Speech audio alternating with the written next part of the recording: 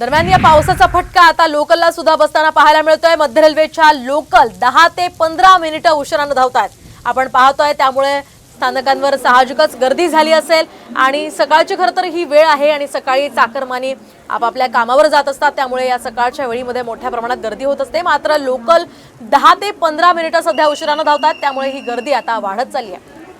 या संदर्भात आपण अधिक माहिती जाणून घेऊयात आमच्या प्रतिनिधी रुपाली बडवे यांच्याकडून। रुपाली, काय सांगाल? आज सुद्धा मुंबईकरांचे मेगा हाल होणार असल्याचं स्पष्ट झालेलं आहे। लोकल सुद्धा उशिराने धावतात, काय अधिकचे अपडेट्स आहेत?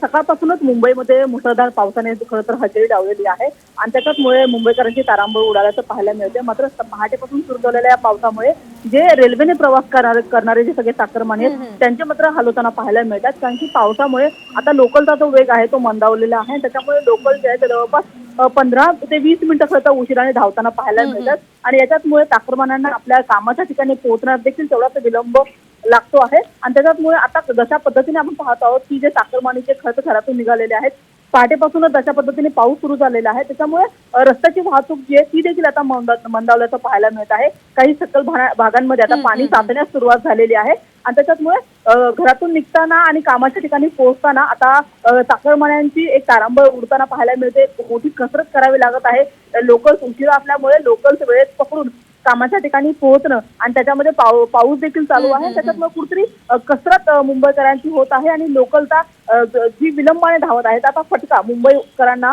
अगदी रुपाली, या संदर्भातले सगळे अपडेट्स तुमच्याकडून जाणून घेत राहणार आहोत। तुर्तास धन्यवाद दिलेल्या या सविस्तर माहितीसाठी।